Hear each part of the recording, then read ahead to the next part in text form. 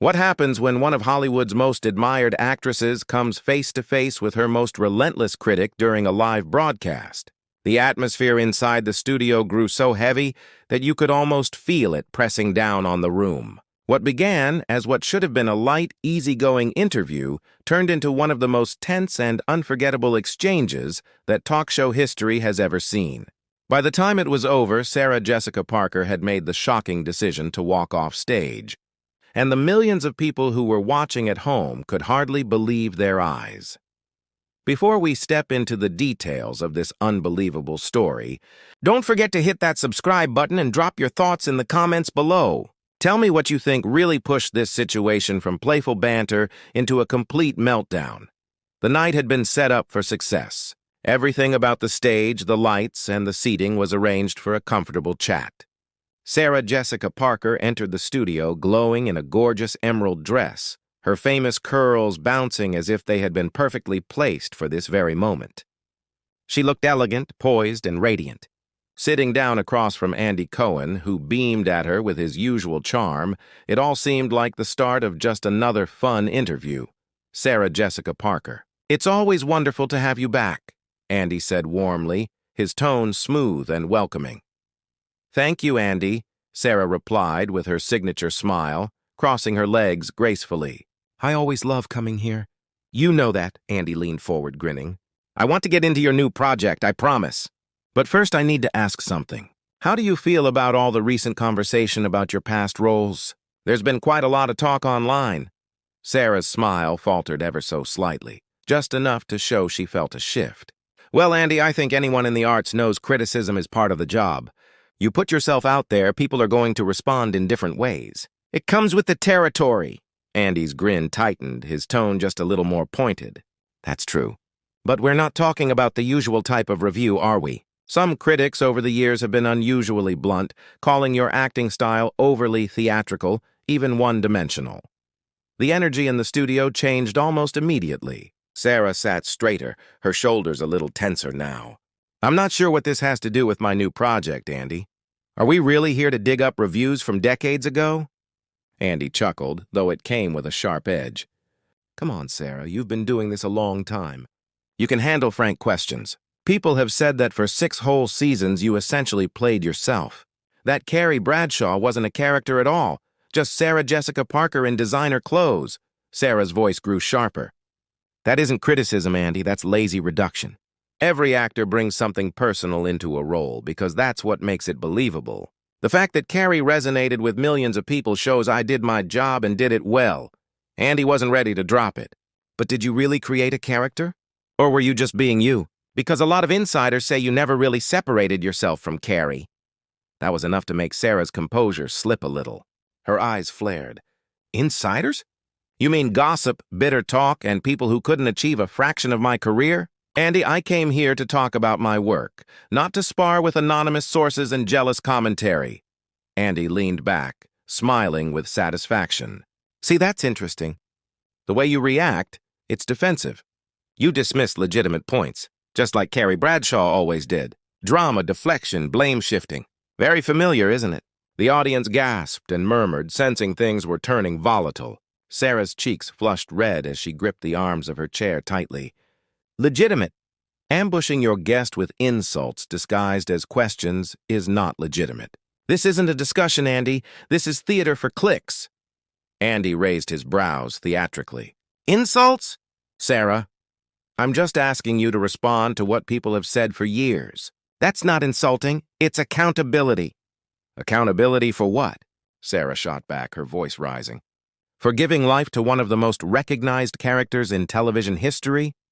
For building a career that's lasted decades? For inspiring women all over the world?" Andy smirked, pressing harder. "Or maybe for convincing audiences that shallow consumerism was empowerment? Because let's be real, Carrie Bradshaw wasn't exactly a model of integrity, was she?" Sarah went pale and then flushed a deep shade of red. Her voice trembled with fury as she leaned forward. "How dare you take a character that meant so much to so many and reduce her to that? Carrie Bradshaw opened doors. She explored love, friendship, heartbreak, ambition, and real growth in ways that television had never dared before." Andy cut her off, enjoying every moment. "But did she? Because to a lot of viewers, she was a self-absorbed 30-something who treated friends like background props and made reckless choices, yet always landed on her feet. That's not growth. That's arrested development wrapped in a designer handbag. The room froze. The audience and crew knew they were witnessing something historic. Sarah sat staring at Andy, her chest rising and falling with anger.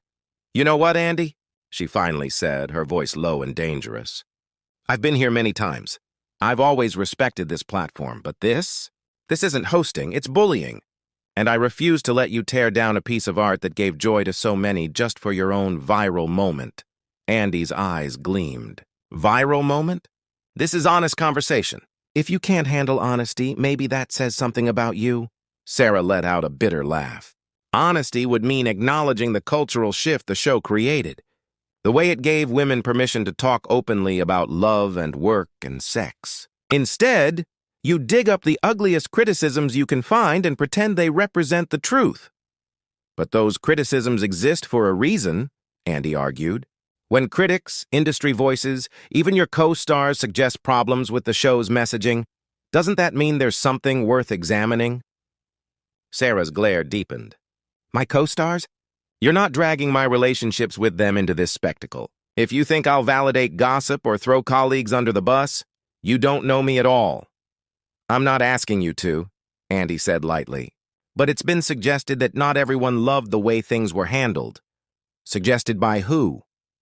Sarah snapped. Because when I last checked, we dealt with creative disagreements behind closed doors, not through gossip columns and staged ambushes. The air was unbearably tense. Even Andy seemed to sense he was crossing a dangerous line, but pride drove him forward. Sarah, maybe it's time to admit the show wasn't perfect.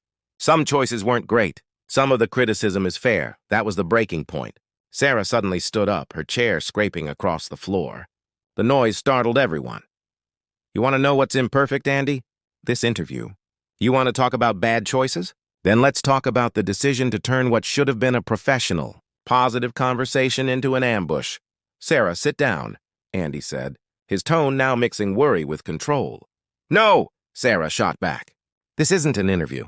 It's a performance. You're trying to build a moment at my expense. You're tearing apart my work, my character, and my career just to get attention. Your legacy? Andy smirked again. Don't you think that's a bit grand? At the end of the day, we're talking about a TV show, not Shakespeare. Those words landed like a slap. Sarah stared at him in disbelief. Grand? You think it's grand to be proud of a series that employed hundreds, launched careers, shifted culture, and gave women space to speak freely about their lives? That's what you're mocking? But did it really? Andy interrupted. Or did it just dress up stereotypes in prettier clothes? Wasn't Carrie just another woman whose entire story revolved around chasing a man? Sarah's fists clenched. That's a misogynistic oversimplification of 6 seasons of storytelling. To dismiss complex stories about women's lives and friendships as just man-chasing shows exactly what kind of perspective you're coming from. Andy's expression hardened. Misogyny? That's your fallback? So anyone who critiques your work must hate women? That's too convenient, Sarah. Sarah's voice shook with fury. What's dishonest is luring someone here under the guise of talking about their craft, then blindsiding them with a smear campaign. What's dishonest is pretending to uplift women while tearing one down for sport. Andy tried to keep his tone even. I'm not tearing you down. I'm asking serious questions about art and influence. Sarah laughed bitterly. No, Andy. You've called my work shallow, hinted my colleagues resented me, and dismissed a groundbreaking show as fluff. That's not analysis. That's an attack! The audience sat frozen, barely breathing. The producers in the control booth scrambled, unsure what to do. Okay, maybe this went too far, Andy said finally. Why don't you sit back down and we'll focus on your new project? Sarah looked at him with pure contempt. Now you want to talk about it? After everything you've just done? This is live TV, Andy pleaded. Things happen. We're professionals. Professional? Sarah's voice rose. I've always been professional with you. I've supported you, I've supported this show, and this is how you treat me? With humiliation for entertainment? Andy weakly muttered they weren't personal attacks. Industry perspectives? Sarah repeated coldly. No, this is gossip dressed up as journalism. I've been in this industry long enough to know the difference. Andy insisted she was overreacting, but Sarah's patience had evaporated. Standard interview questions? She said, stepping toward his desk. Standard questions don't involve dismantling someone's entire career. They don't involve rumors about co-stars. And they don't turn groundbreaking work into cheap stereotypes.